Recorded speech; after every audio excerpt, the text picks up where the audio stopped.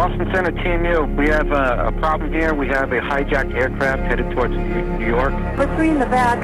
The cockpit's not answering. Somebody stabbed in business class. I am monitoring a call in which Flight 11, the flight attendant is advising our reps that the pilot, everyone's been stabbed. I don't know. I think we're getting hijacked. Another one just hit the building. Wow.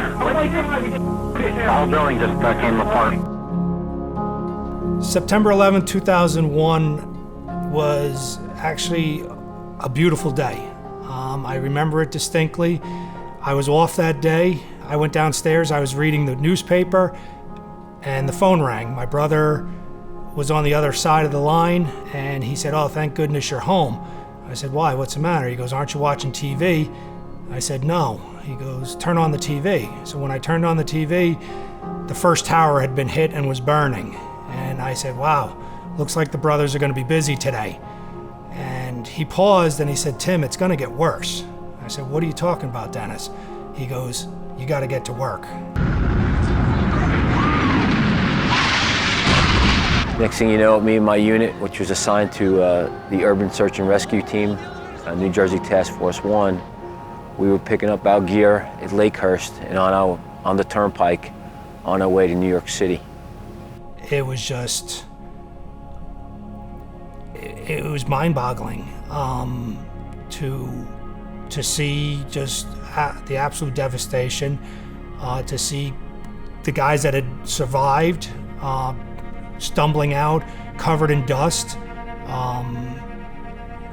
and we didn't really know where to begin. It was so overwhelming. Those next hours, it was just trying to find someone, trying to rescue somebody. We had known that firemen were in there and police officers, but we also knew that those towers were occupied by everyday citizens. Moms, dads, fathers, sisters, brothers. We knew that if there was something we can do, it was going to be try to rescue them. It really hit home. It was really surreal because there was nothing left. It was just this thick white ash that we were working on, trying to find people, trying to hopefully find somebody that had survived. I can hear you, the rest of the world hears you, and the people who knocked these buildings down will hear all of us soon.